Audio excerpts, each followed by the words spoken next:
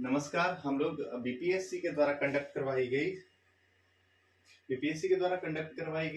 Head master का exam उसका question देखेंगे और इसमें कोशिश करेंगे कि हम लोग जो भी क्वेश्चन बीपीएससी के द्वारा पूछा गया है उसमें किस किस टॉपिक को कवर किया गया है उस टॉपिक के बारे में भी हम लोग बात करते हुए आगे की तरफ चलेंगे। हालांकि आज आप लोग देखे होंगे कि न्यूज़पेपर में आया हुआ था ये चीज कि बीपीएससी 10 दिन के अंदर परीक्षा का क्या पैटर्न होगा और कितने क्वेश्चन पूछे जाएंगे। न्यूज़पेपर में तो आज लिखा हुआ था कि 100 क्वेश्चन पूछे जाने हैं, लेकिन जब तक बीपीएससी अपना नोटिफिकेशन नहीं दे देता तब तक 100 क्वेश्चन पे आप लोग भरोसा नहीं कीजिएगा, क्योंकि इसकी बहुत कम चांसेस हैं कि 100 क्वेश्चन आए। बीपीएससी हमेशा क्वेश्चन 150 ही पूछता है। अब वो 10 दिन का टाइम दिया हुआ है तो आप लोग सबसे अच्छा रहेगा कि 10 दिन वेट कर ही ले, क्योंकि अब 10 दिन में बहुत ज्यादा समय रह नहीं गया है। तो हम लोग क्या करेंगे कि जितना आज प्रीवियस ईयर का जो क्वेश्चन है उसको पढ़ के देखेंगे और इसमें जो भी टॉपिक है जहां से क्वेश्चन आ रहे हैं उसको भी फाइंड आउट करते हुए चलेंगे, ताकि हम लोग को जब प्रिपरेशन करें तो वहां पे कोई दिक्कत नहीं हो। ओके, तो हम लोग आज स्टार्ट करते हैं। आज की वीडियो में हम लोग देखते हैं कि प्रीवियस ईयर में किस प्रकार का क्वेश्चन और किस किस टॉपिक को पूछा गया है, उसके एनालिसिस के अकॉर्डिंग आप लोग एक नोट्स बनाते हुए भी चलेंगे कि यहाँ से क्वेश्चन पूछा जा रहा है और खुद से पढ़ेंगे। हालांकि जितना भी टॉपिक है उस टॉपिक को 1 से 1.5 महीने या मैक्सिमम 2 महीने के अंदर हैप्पी ट्यूटर्स के द्वारा कंप्लीट करवा लिया जाएगा। सबका ऑब्जेक्टिव क्वेश्चन करवाया जाएगा। मैक्सिमम से मैक्सिमम क्वेश्चन को कवर करने का प्रयास यहाँ पे किया जाएगा। आप लोग बस जुड़े रहें और जितना से ज्यादा हो सके फ्रेंड को इस चीज को शेयर भी करें। ओके, हम लोग चलते हैं आज के पहले क्वेश्चन की तरफ। ये क्वेश्चन थोड़ा सा देखिए, यहाँ पे रिजोल्यूशन का थोड़ा इशू रहेगा क्योंकि क्वेश्चन मिल नहीं रहा है बीपीएससी का। बड़ी मुश्किल से ये क्वेश्चन ढूंढ के लाना पड़ रहा है, अवेलेबल नहीं है इजी वे में, तो इस वजह से थोड़ा सा आप लोगों को प्रॉब्लम होगा। बट कोई दिक्कत नहीं है, इतना भी बुरा नहीं है कि आप लोग समझ नहीं सकते हैं। तो हम लोग देखते हैं कि पहला क्वेश्चन आप लोग देखेंगे तो भारतीय राष्ट्रीय कांग्रेस आईएनसी उससे क्वेश्चन पूछा गया है। कांग्रेस में उदारवादियों पर अपेक्ष पर सुरक्षित वाल्व सिद्धांत किसने प्रयोग किया था। देखिए ये क्वेश्चन पूछ रहा है जो किस कांग्रेस जो ऑर्गेनाइजेशन था इस पर सेफ्टी वाल्व का थ्योरी किसके द्वारा आरोपित किया गया था। तो देखिए इस चीज के बारे में ये थ्योरी लाला लाजपत राय के द्वारा लगाया गया था। लाला लाजपत राय 1916 में एक मैगजीन पब्लिश होता है यंग इंडिया। ठीक है, यंग इंडिया के बारे में भी आप लोग थोड़ा सा जान जाए। यंग इंडिया है ना, यहाँ पे थोड़ा बहुत आप लोगों को कंफ्यूजन हो सकता है कि यंग इंडिया तो महात्मा गांधी पढ़े थे या लाला लाजपत राय के क्या आ गया। तो यंग इंडिया जो था वो मंथली मैगजीन था, यानी महीने में एक बार पब्लिश होता था। उसके बाद ये वीकली पब्लिश होने लगा। तो यंग इंडिया जो है 1916 में 1916 में लाला लाजपत राय के द्वारा पब्लिश किया जाता था। ये क्वेश्चन पूछा जाता है कि इसका ऑनर कौन था 1916 अगर मेंशन करेगा तो यंग इंडिया का जो ऑनर थे वो लाला लाजपत, यानी इनके द्वारा फाउंडर थे। ये इसको शुरू किया गया और 1919 से लेकर के 1931 तक ये यंग इंडिया जो है वो किसके द्वारा चलाया गया था, तो महात्मा गांधी के द्वारा, है ना। ये भी आप लोग याद रखिएगा, महात्मा गांधी के द्वारा कब से कब तक चलाया गया था, तो 1919 से 1931 तक। कौन सा, यंग इंडिया। और इसका फाउंडर कौन थे, लाला लाजपत राय। तो लाला लाजपत राय के द्वारा ये कहा जाता है यंग इंडिया में 1916 में कि जो कांग्रेस है वो क्या किया गया है, वो जो एक अंग्रेज व्यक्ति थे जिनका नाम है A.O. ह्यूम, उनके द्वारा 1885 में उनके द्वारा सेफ्टी वाल्व यानी कि सुरक्षा कपाट, है ना, सुरक्षा कपाट के थ्योरी के तहत किस चीज को बनाया गया है, कांग्रेस का गठन जो किया गया है वो सुरक्षा वाल्व। अब देखिए इसमें है क्या मेन बात, जब 1918 का दशक था, है ना, उस समय बहुत सारी छोटी छोटी विद्रोही संगठन वो क्या हो रहा था, हर एक स्टेट में उत्पन्न हो रहा था। तो अंग्रेजों के द्वारा क्या किया गया, ये ऐसा लाला लाजपत राय का सोचना था और वो अपने बुक में ऐसा पब्लिश करते हैं कि अंग्रेज क्या किया कि इन सभी ऑर्गेनाइजेशन जो बार बार हर जगह पे उठे उसको क्या किया गया, एक जगह कलेक्ट करके एक ऑर्गेनाइजेशन बना दिया गया जो सबका विचार रखे। और ये ऐसा विचार था जो अनुनय और विनय के आधार पे आधारित है, यानी कि कांग्रेस का क्या मेन कॉन्सेप्ट था, वो क्या करना था, रिक्वेस्ट करके ही किसी प्रोसेस को आगे बढ़ाना। और ये क्या था, एक तरह का सेफ्टी वाल्व था जिससे कोई भी विद्रोह हो वो विस्तारित रूप से क्या नहीं हो सके, प्रस्फुटित ना हो सके। इस वजह से इसको लाला लाजपत राय क्या कहते हैं, सुरक्षा वाल्व का सिद्धांत कहते हैं। ठीक, यहाँ पे कोई दिक्कत नहीं। तो देखिए, कांग्रेस को सुरक्षा बल का सिद्धांत किनके द्वारा कहा गया है? लाला लाजपत राय के द्वारा कहा गया था। ठीक है, नेक्स्ट क्वेश्चन में हम लोग चलते हैं। नेक्स्ट क्वेश्चन देखें, हम क्वेश्चन पढ़ते रहे ताकि आप लोगों को प्रॉब्लम ना हो। स्वतंत्रता आंदोलन के प्रथम चरण में अतिवादी भारतीय नेतृत्व द्वारा निम्नलिखित में से किसको समझा और संगठित किया गया? ये बहुत इंपॉर्टेंट क्वेश्चन है। यहाँ पे क्या क्या, अतिवादी मतलब होता है उग्रवादी, है ना। तो किस ऑर्गेनाइजेशन को अतिवादियों के द्वारा ऑर्गेनाइज्ड किया गया था? तो हम लोग देखेंगे अतिवादियों के द्वारा बहिष्कार और स्वदेशी आंदोलन। देखिए यहाँ पे क्वेश्चन में मेंशन किया गया है कि स्वतंत्रता आंदोलन का प्रथम चरण, है ना। देखिए 1857 का जो आंदोलन था वो राष्ट्रीय आंदोलन था या नहीं, वो सैनिक विद्रोह था या क्या था, इस चीज को लेकर के इतिहासकारों के बीच में बहुत ज्यादा कंट्रोवर्सी है। तो हम लोग जो स्वतंत्रता आंदोलन का जो फर्स्ट स्टेज है वो 1900 से काउंट करते हैं, 1900 से 1947 तक, ये जो फेज है इसी को काउंट करते हैं। इसी वजह से इसका जो फर्स्ट बेसिक फेज था 1900, उसमें यहाँ पे क्या लिखा हुआ है? अतिवादी, यानी कि जो उग्रवादी था। उग्रवादी में मेन कौन सा पर्सनालिटी आते हैं, ये भी आपसे बात किया जाता है। तो मेन पर्सनालिटी उस समय जो आते हैं उनका नाम है रास बिहारी बोस और सचिंद्र नाथ सान्याल। ठीक है, ये क्या तो इनका संबंध है और ये लोग बंगाल के क्रांतिकारी नेता थे। यहाँ पे अतिवादी का क्वेश्चन पूछा गया है, तो ये बहिष्कार और स्वदेशी आंदोलन। ठीक है, नेक्स्ट क्वेश्चन की तरफ चलते हैं। तो इसका आंसर क्या हो जाएगा? बहिष्कार और स्वदेशी आंदोलन, ऑप्शन नंबर 2 सही होगा। ओके, नेक्स्ट क्वेश्चन की तरफ चलते हैं।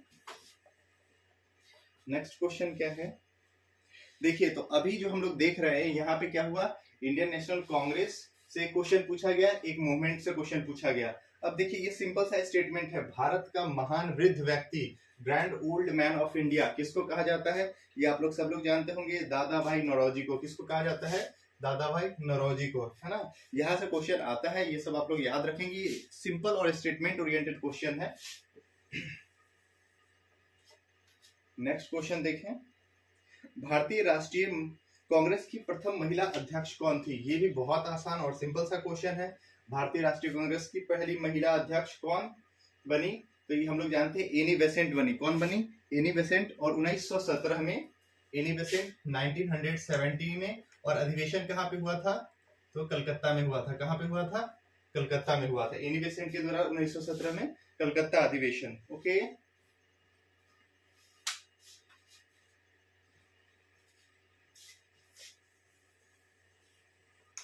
नेक्स्ट क्वेश्चन,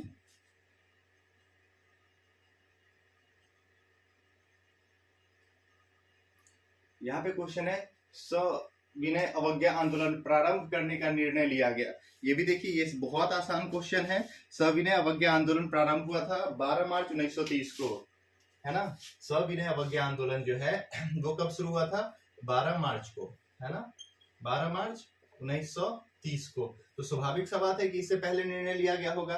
तो हम लोग को पता है कि लाहौर का अधिवेशन, है ना, लाहौर अधिवेशन कहाँ हुआ था सर? कब हुआ था? 1929 में, है ना, 1929 में। और यहीं पे रावी नदी के तट पे क्या फहराया गया था? झंडा। पहली बार झंडा कब फहराया गया था? 26 जनवरी को। इसी वजह से हम लोग इस दिन को कौन सा मनाते हैं? रिपब्लिक डे मनाते हैं। ओके, तो आपसे क्वेश्चन पूछा गया, सविनय अवज्ञा आंदोलन प्रारंभ करने का निर्णय कहाँ लिया गया? तो कहाँ लिया गया? लाहौर अधिवेशन 1929। ओके, नेक्स्ट क्वेश्चन चलते हैं। बांटो और छोड़ दो का नारा किनके द्वारा दिया गया था? देखिए, बांटो और छोड़ दो का नारा जो है 1943 में दिया गया था। कब दिया गया था? बांटो और छोड़ दो का नारा जो है 1943 के कराची अधिवेशन में दिया गया था। कराची अधिवेशन में, ये मुस्लिम लीग का अधिवेशन था। ठीक है, कराची अधिवेशन ये मुस्लिम लीग का अधिवेशन था। और इसकी अध्यक्षता कौन कर रहे थे? MN जिन्ना, है ना, मोहम्मद अली जिन्ना। तो बांटो और छोड़ दो का नारा किसने दिया था? मोहम्मद अली जिन्ना ने। कब दिया था? 1943 में कराची अधिवेशन में दिया था। देखिए फर्स्ट पेज है उसका थोड़ा रिजोल्यूशन खराब है, आप लोग इसको आराम से पढ़ लें, कोई दिक्कत नहीं। नेक्स्ट पेज का रिजोल्यूशन इससे अच्छा है क्योंकि क्वेश्चन मिल नहीं रहा था, इस वजह से थोड़ा सा प्रॉब्लम हुआ है। ओके, नेक्स्ट क्वेश्चन है, क्रिप्स मिशन को एक टूटे हुए बैंक की बाद की तिथि का चेक के रूप में किसने वर्षित? किसने वर्णित किया? तो क्रिप्स मिशन जो है, क्रिप्स मिशन भारत में कब आया था? ये आप लोग को पता होगा कि मार्च 1942 में, मार्च 1942 में भारत आया था क्रिप्स मिशन, स्टोफर्ड क्रिप्स की अध्यक्षता में। मार्च 1942, है ना। देखिए, क्रिप्स मिशन जो भारत में आया था, इसका मेन मकसद क्या था कि इंडियन आर्मी को कैसे भी करके, या भारत का जो पक्ष है दूसरे विश्व युद्ध में अपने फेवर में, अंग्रेज अपने फेवर में करना चाहता था, और इसके बदले में वो भारत को आश्वासन दिलाता था कि क्या, कि हम क्या करेंगे, जब हम ये युद्ध समाप्त हो जाएगी या हम इस युद्ध को जीत लेंगे तो आपके लिए एक नया कॉन्स्टिट्यूशनल बॉडी का गठन करेंगे, और वो कॉन्स्टिट्यूशनल बॉडी जो होगा क्या करेगी, आपके लिए एक संविधान सभा का जो एक रूल है वो आपके लिए बनाएगी। लेकिन हम महात्मा गांधी ये कहते हैं कि ये तो ऐसा बैंक हो गया जिसका कल का तो कुछ पता ही नहीं है, जो बैंक है वो डूबने वाला है, और हमको कह रहा है कि आप अपने इस बैंक का चेक ले लो, क्योंकि ये युद्ध कौन जीतेगा कौन नहीं जीतेगा इसको कौन जानता है ना। इस वजह से महात्मा गांधी इसको कहते हैं कि ये ऐसा चेक दे रहे हैं जिसका बैंक ही डूबने वाला है। किसको? क्रिप्स मिशन को कहते हैं। किसके द्वारा कहा गया था? महात्मा गांधी के द्वारा कहा गया था। तो देख लिए हम लोग क्या कि टोटल कितने क्वेश्चन है? 7 क्वेश्चन फर्स्ट पेज में हिस्ट्री से पूछे गए हैं।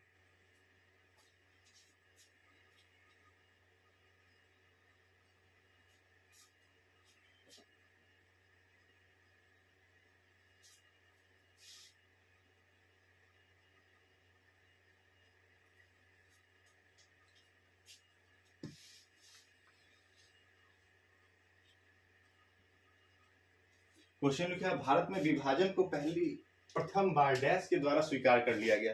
देखिए, ये क्वेश्चन इंपॉर्टेंट है, इस चीज को भी देख लीजिए।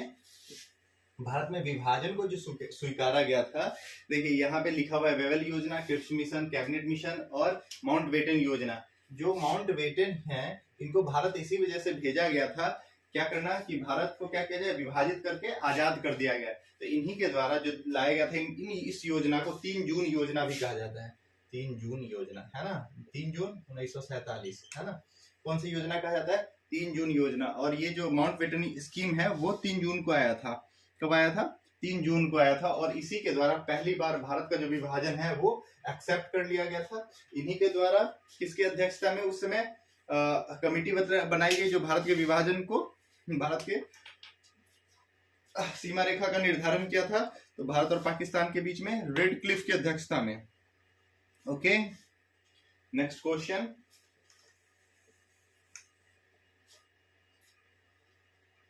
नेक्स्ट क्वेश्चन है, किस घटना के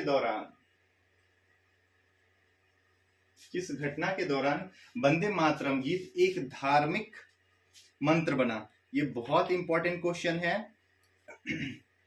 वंदे मातरम जो है वो बंगाल विभाजन के दौरान, किसके दौरान? बंगाल विभाजन के दौरान क्या बना? ये एक धार्मिक मंत्र।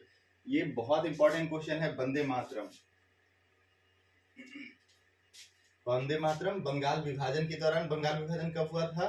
तो अगस्त 1905 में, है ना। तो और इसी बंगाल विभाजन के दौरान ही ये वंदे मातरम गीत जो है सो बहुत ज्यादा फेमस हो गया था।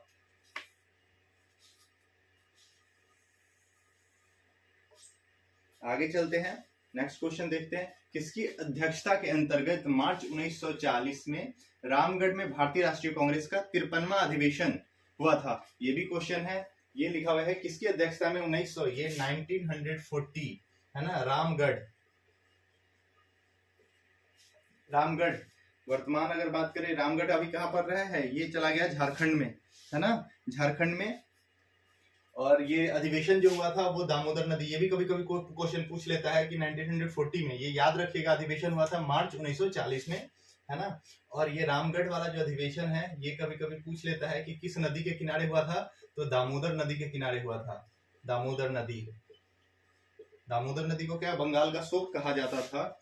ओके, रामगढ़ 1940 में। और इसकी जो अध्यक्षता है वो किसके द्वारा किया गया था बताइए? तो मौलाना अबुल कलाम आजाद, ये भारतीय राष्ट्रीय कांग्रेस के सबसे लंबे समय तक कांग्रेस अध्यक्ष रहने वाले हैं। 1940 से 1946 तक, है ना, इन्होंने कांग्रेस की अध्यक्षता की थी। नेक्स्ट क्वेश्चन देखते हैं। यहां तक हम लोग देख रहे हैं कि कांग्रेस से रिलेटेड यानी मॉडर्न हिस्ट्री का क्वेश्चन आ रहा है। यहाँ पे आ गया पहला क्वेश्चन किसका? तो यहाँ पे आप 14 नंबर, वो प्रथम भारतीय मुसलमान कौन था जो दिल्ली का सुल्तान बना? मोस्ट इंपॉर्टेंट क्वेश्चन है।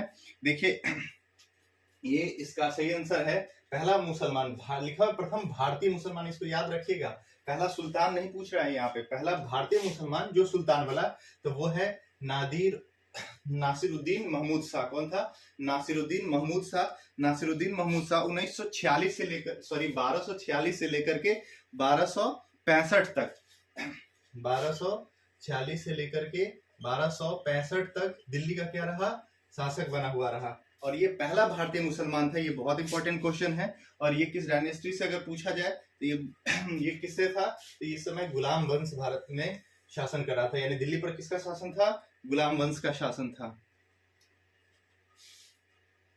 नेक्स्ट क्वेश्चन देखिए, किसके द्वारा 3 प्रसिद्ध बंदरगाह सोपारा, काम्बे और बरोच को गुप्त साम्राज्य में मिला दिया गया? ये भी इंपॉर्टेंट क्वेश्चन है। ये को किया गया था समुद्रगुप्त के द्वारा। समुद्रगुप्त को भारत का नेपोलियन कहा जाता है और ये गुप्ता डायनेस्टी का सबसे फेमस राजा था। ठीक है, तो इसके द्वारा क्या किया गया था?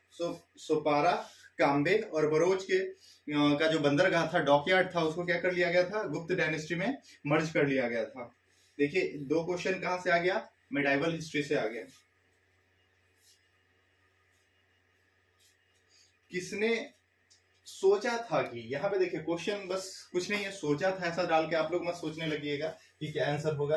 किसने सोचा था कि प्रथम बौद्ध वाली काउंसिल राजगृह में होगी, यानी कि जो पहला बौद्ध संगीति हुआ था वो राजगृह में होगा, इसने किसने सोचा था? तो हम लोगों को पता है कि अजातशत्रु के समय में, अजातशत्रु के द्वारा करवाया गया था पहले बौद्ध काउंसिल। कब करवाया गया था? 1483 में। कब करवाया गया था? 1483 में। क्या बोल रहे हैं? 483 है ना, ईसा पूर्व, ऐसा 1483 बिफोर क्राइस्ट, यानी ईसा पूर्व ये करवाया गया था। और इसकी अध्यक्षता किसने की थी? महाकाश्यप के द्वारा, है ना, महाकाश्यप के द्वारा इसकी अध्यक्षता करवाई गई थी। उस समय कौन राजा था? तो अजातशत्रु था। ये क्वेश्चन पूछता है कि कहाँ पे कराया गया था? तो राजगृह लिखा ही हुआ है। यहाँ पे एक सतकर्णी गुफा था। कौन सा था गुफा था? सतकर्णी गुफा था, वहां पे करवाया गया था। सतकर्णी गुफा को और एक नाम से जाना जाता है जिसका नाम है क्षत्रिय गुफा, है ना, और गृद्धकूट पर्वत, है ना, ये जो यहाँ पे एक पर्वत है जिसका नाम है गृद्धकूट पर्वत। ये भी क्वेश्चन पूछा जाता है कि कौन सा चीनी यात्री था जो गृद्धकूट पर्वत को देख के रोने लगा था। तो फाहियान जो चीनी यात्री था वो भारत आता है और गृद्धकूट पर्वत को देख के रोने लगता है। ठीक है, बौद्ध धर्म हिंदू धर्म के अंदर एक सुधार आंदोलन है, इस शब्द को किसने कहा था? ठीक है, ये क्वेश्चन थोड़ा सा डिफिकल्ट है, इसका प्रॉपर आंसर हमको पता नहीं है, जिसकी वजह से इसका एक्सप्लेनेशन हम आपको देंगे नहीं। ये आप लोग अगर ढूंढ सकते हैं तो ढूंढ ले और कमेंट में हमको भी जरूर बताएं। बौद्ध धर्म हिंदू धर्म के अंदर एक सुधार आंदोलन था, इस शब्द को किसने कहा था? ओके, आगे चलते हैं हम लोग। तो हम लोग देखें कि अभी तक 15 क्वेश्चन जो है वो किसके द्वारा पूछा गया है? वो हिस्ट्री से ही पूछा गया। 15 क्वेश्चन कहाँ से पूछा गया है? हिस्ट्री से। अब आ जाते हैं मेडाइवल का क्वेश्चन है। मेडाइवल में क्वेश्चन है, महान मुगल सम्राट में से जिसने बाबर से औरंगजेब, 2 सम्राट राजपूत राजकुमारियों से पैदा हुआ। ये क्वेश्चन पूछ रहा है कि महान मुगल सम्राट में से कौन थे जो बाबर और औरंगजेब के बीच में राजपूत राजकुमारियों से पैदा हुए? तो देखिए यहाँ पे ये कॉन्सेप्ट आप थोड़ा बहुत सोचिएगा, अगर नहीं भी पता होगा थोड़ा बहुत सोचिएगा तो आपको आंसर इसका खुद पता चल जाएगा। अब बाबर, यहाँ पे अकबर और औरंगजेब, ऑप्शन पहला पूछा गया है।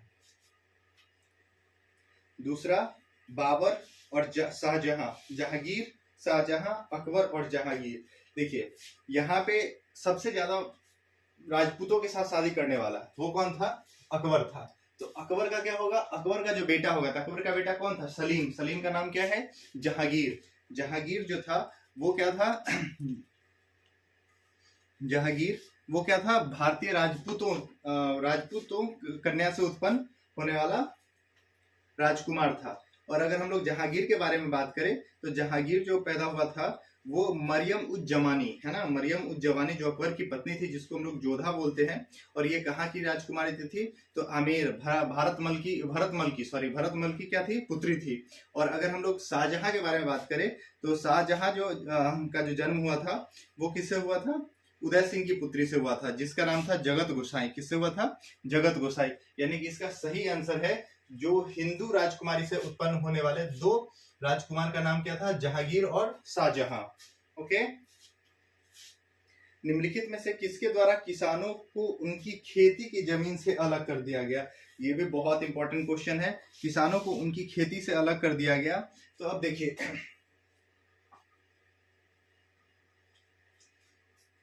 यहाँ पे हम लोग ये चार बंदोबस्त, ये तो क्वेश्चन बीपीएससी के द्वारा पूछा ही जाता है, या अमूमन ये बंदोबस्त से कोई एक क्वेश्चन आ ही जाता है। महालवारी बंदोबस्त, अस्थाई बंदोबस्त और रैयतवारी बंदोबस्त। देखिए महालवारी में क्या होता था, ये महालवारी पंजाब के साइड में लगाया गया था। महाल मतलब एक गांव होता था, और गांव में जो खेती जो की जाती थी वो महाल के अंदर किया जाता था, इसी वजह से इसको महालवारी पे कहा जाता था। उसके बाद है रैयतवारी। यहाँ पे जो हम ज्यादा डिस्कशन नहीं करते हैं क्योंकि समय का थोड़ा सा अभाव है, फिर वीडियो बहुत लंबा खिंच जाएगा और आप लोग देखेंगे नहीं। तो यहाँ पे देखें, सिंपल सी जो आंसर है उसी के बारे में बात करते हैं। तो इसका आंसर होगा अस्थाई बंदोबस्त, है ना। 1793 में लॉर्ड कर्नवालिस के द्वारा अस्थाई बंदोबस्त लगाया गया, और अस्थाई बंदोबस्त में क्या किया गया, जो किसान सब है यानी कि कृषक जो थे उनके जमीन को सौंप दिया, किनको? जमींदार के पास, जमींदार लोग के पास सौंप दिया गया। जिसकी वजह से क्या है, क्वेश्चन देखिए, किसके द्वारा किसानों को उनकी खेती की जमीन से अलग कर दिया गया? तो इसमें कौन है? अस्थाई बंदोबस्त के द्वारा किसानों को उनकी खेती की जमीन से अलग कर दिया गया, और ये जो जमीन है उनको जमींदार को दे दिया गया। यानी कि इसके मालिक वो नहीं है, वो क्या हो गए, जो वास्तविक किसान थे वो लेबर हो गए। उसके बाद देखिए 1893 में किसने ब्राह्मण विधवा से शादी की? तो 1893 में डी.के. कर्वे, यहाँ पे नहीं आ रहा है, ये नीचे देखें, डी.के. Curve, DK. कर्वे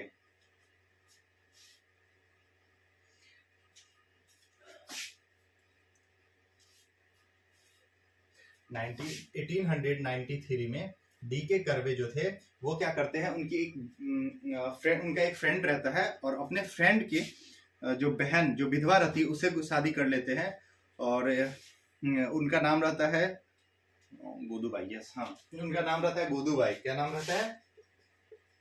गोदूबाई। ये नाम तो आपसे पूछने वाला है नहीं, फिर भी आप देख लीजिए। जो तो डी.के. कर्वे है 1893 में ब्राह्मण विधवा से शादी कर लेते हैं, और इनका जो फ्रेंड रहती है, इनका जो फ्रेंड रहता है उनके अपने बहन से वो शादी कर लेते हैं। ठीक है।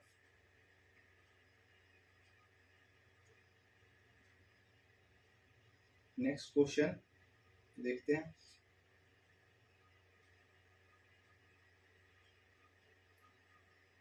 क्वेश्चन है कि किस अधिनियम ने इंग्लैंड में होने वाली वार्षिक परीक्षा के माध्यम से सिविल सेवकों की नियुक्ति को अनुमति दी, है ना। यहाँ है किस अधिनियम ने इंग्लैंड में होने वाली वार्षिक परीक्षा के माध्यम से सिविल सेवकों की नियुक्ति की अनुमति दी? देखिए ये क्वेश्चन पूछ रहा है कि जो सिविल सेवक है उसका रिक्रूटमेंट किसके द्वारा किया जाए?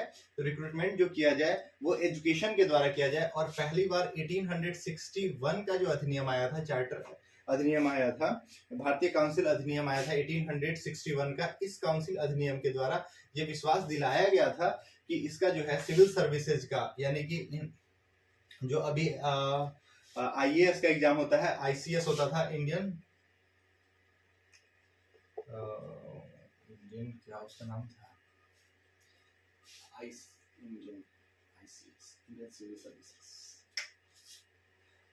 चलिए ठीक है, जो भी नाम हो, 1861 में भारतीय काउंसिल अधिनियम आया, और इसी के तहत इसका जो एग्जाम था इंग्लैंड के कहाँ पे होना शुरू हुआ? लंदन में एग्जाम होना प्रारंभ हुआ। ये भी क्वेश्चन पूछ देता है कि एग्जाम कहाँ कंडक्ट करवाया जाना शुरू हुआ? तो इंग्लैंड में कराया गया, इंग्लैंड के लंदन शहर में। ठीक है।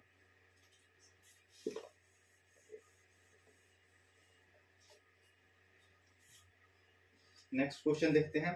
1530 ईस्वी में दक्षिण बिहार का वास्तविक शासक कौन बना? तो 1503 ईस्वी में कौन बना? शेरशाह सूरी। कौन बना?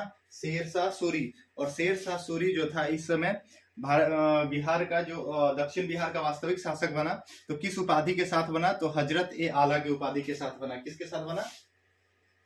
हजरत ए आला। ये भी क्वेश्चन पूछता है ना। हजरत ए आला की उपाधि किसने धारण की? तो शेरशाह सूरी ने धारण की, और उन्हें 1530 में ये दक्षिण बिहार का वास्तविक शासक बन गया। उसके बाद देखिए पचेत बांध कहाँ है, झारखंड में, है ना। तो देखिए पंचेत की जागीर बिहार में एक भाग के रूप में चिन्हित है ना। ये पंचेत बांध भी है, ये धनबाद जिला में पड़ता है ना, धनबाद जिला में पड़ता है। और बात किया जाए तो पंचेत के बारे में ये जो वर्णित किया गया है वो है किसमें किया गया है, पातशाहनामा में किया गया है। किसमें किया गया है, पातशाहनामा में किया गया है। और पातशाहनामा के लेखक कौन है, अब्दुल हमीद लाहौरी। ये भी क्वेश्चन पूछा गया, पातशाहनामा के लेखक कौन है, तो अब्दुल हमीद लाहौरी।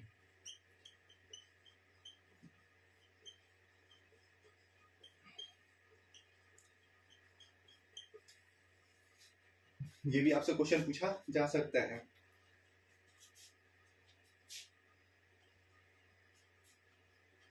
इक्कीसवां क्वेश्चन आप लोग देखेंगे, किस भारतीय फिल्म अभिनेता को 2021 में FIAF पुरस्कार देने के लिए फिल्म। देखिए अब यहाँ पे करंट अफेयर का क्वेश्चन शुरू हो गया। तो हम लोग देखें कि टोटल जो है हिस्ट्री से क्वेश्चन, इतना क्वेश्चन पूछा गया है, 20 क्वेश्चन पूछा गया है हिस्ट्री से। टोटल क्वेश्चन कितना है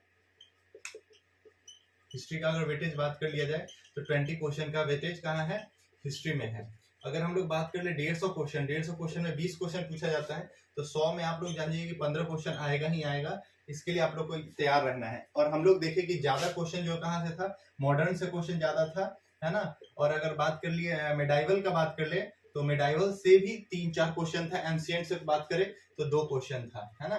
तो इस तरह से हम लोग बात करें तो, और हम लोग यहाँ पे देखें कि कौन कौन से टॉपिक को कवर किया गया है। तो यहाँ से आप देख सकते हैं, हिस्ट्री में देखें तो इंडियन नेशनल कांग्रेस से क्वेश्चन पूछा गया है, इंडियन नेशनल कांग्रेस से क्वेश्चन पूछा गया है। उसके अलावा अगर आप बात कर ले तो बिहार से भी 2 क्वेश्चन पूछा गया है। एक एंशिएंट हिस्ट्री का ही क्वेश्चन है दोनों, एक मेडाइवल का भी क्वेश्चन पूछ लिया, पंचेत वाला भी। तो इस तरह से आप देखेंगे तो टोटल एनालिसिस किया जाए तो बहुत ज्यादा डिफिकल्ट नहीं है। 10 से 12 टॉपिक अगर आप लोग पढ़ लेते हैं सही ढंग से तो आपका यहाँ पे आराम से क्लियर हो जाएगा। हिस्ट्री का सेक्शन बहुत ज्यादा करने की जरूरत है नहीं। वही हम इससे पहले भी बात किए थे कि अगर हम लोग प्राचीन इतिहास देखा जाए, प्राचीन इतिहास में अभी हम लोग बात किए तो एक क्वेश्चन बौद्ध से पूछा, है ना। उसके बाद दूसरा क्वेश्चन एक मगध से क्वेश्चन था, है ना। महाजनपद का बात ये भी हम लोग उस समय बात कर लिए थे, बौद्ध से पूछ लिया है, महाजनपद से क्वेश्चन पूछ लिया है। उसके बाद एक गुप्ता डायनेस्टी से क्वेश्चन पूछ लिया है, फिर सल्तनत काल से क्वेश्चन पूछ लिया है, फिर किससे पूछ लिया है, मुगल से क्वेश्चन पूछ लिया है। उसके बाद कांग्रेस से क्वेश्चन पूछ लिया है, कुछ आंदोलन से क्वेश्चन पूछ लिया है। इस तरह से इतना ही कुछ टॉपिक है जिसको हम लोग क्या करेंगे, आराम से कर लेंगे, कोई दिक्कत नहीं है। कुछ दिन की बात है, अगर हम लोग इसको थोड़ा टाइम देके पढ़े तो इजी वे में हो जाएगा, इसके लिए कोई दिक्कत वाली बात है नहीं।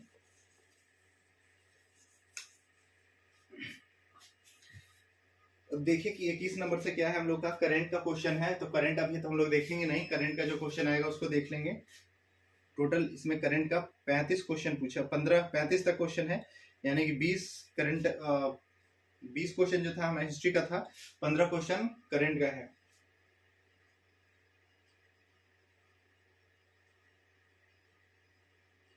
अब आ जाते हैं यहाँ पे, ये आप लोग के एजुकेशन से संबंधित क्वेश्चन है, इसको हम भी देख लेते हैं। बहुत ज्यादा ये भी टफ नहीं है, इसमें भी कुछ ही टॉपिक है जिसको आप लोग देखेंगे तो आराम से हो जाएगा। तो यहाँ पे हम लोग देखते हैं कि पहला क्वेश्चन है, शिक्षा का अधिकार अधिनियम 2009 की धारा 24 निम्नलिखित में से किससे संबंधित है। देखिए राइट टू एजुकेशन है ना, 2009 में लाया गया, और इसके तहत हम लोग जानते हैं कि आर्टिकल नंबर कौन सा जोड़ा गया था, आर्टिकल नंबर 21 का ए जोड़ा गया था। और यहाँ पे क्वेश्चन पूछ रहा है कि शिक्षा का अधिकार 2009 की धारा 24, यहाँ पे जो सेक्शन है 24 का जिक्र किया गया है ना, धारा 24 में क्या बात मेंशन किया गया है, तो धारा 24 में जो बात मेंशन किया गया है, शिक्षकों के कर्तव्य और शिकायतों का निवारण, है ना। यानी कि टीचर जो है उनका क्या रिस्पॉन्सिबिलिटी है और उनके द्वारा जो कोई भी प्रॉब्लम है उसको कैसे सॉर्ट आउट किया जाए, ये कहाँ पे बात किया गया है। तो राइट टू एजुकेशन के सेक्शन 24 है ना, धारा 24 में। आगे देखते हैं क्या क्वेश्चन है। भारतीय प्रणाली में के अनुसार शिक्षा क्या है? इंडियन सिस्टम के अकॉर्डिंग एजुकेशन क्या है? तो इंडियन सिस्टम के अकॉर्डिंग जो एजुकेशन है वो सत्य की तलाश में मानव आत्मा का प्रशिक्षण है।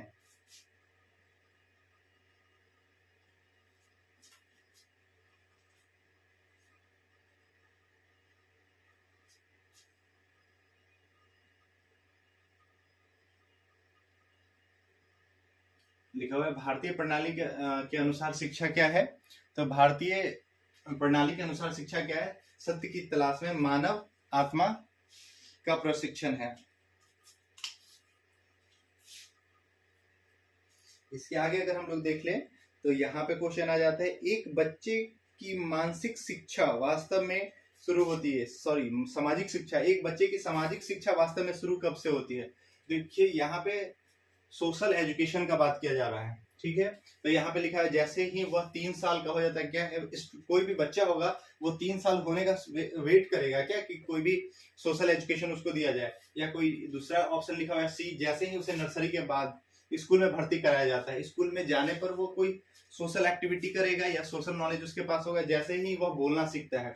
देखिए यहाँ पे कोई भी जो बच्चा होता है उसमें सामाजिक शिक्षा जो आता है कब से आता है? जब से वह जन्म लेता है ना, जन्म के समय से ही उसमें सामाजिक शिक्षा आने लगता है। वो कैसे आता है? तो हम लोग जानते हैं कि कोई भी बच्चा जन्म लेता है तो उसके बाद हम लोग के क्या जो भी इवेंट ऑर्गेनाइज किया जाता है, वहाँ पे आदमी आते हैं, बच्चे से मिलते हैं, बच्चा उनको देखता है, पहचानना शुरू करता है, उसको पता चलता है कि कौन मेरा क्या है और क्या नहीं। तो ये क्या है? एक तरह की सामाजिक शिक्षा है। उसके आगे हम लोग देखते हैं, निम्नलिखित में से कौन सीखने के लिए रचनावादी दृष्टिकोण से जुड़ा हुआ है? सीखने के लिए रचनावादी दृष्टिकोण से कौन जुड़ा हुआ है? तो हम लोग जानते हैं कि एक रूसी मनोवैज्ञानिक थे जिनका नाम है रूसी, जैसे रूस का नाम आप लोग को ऐसे ही पता चल जाएगा।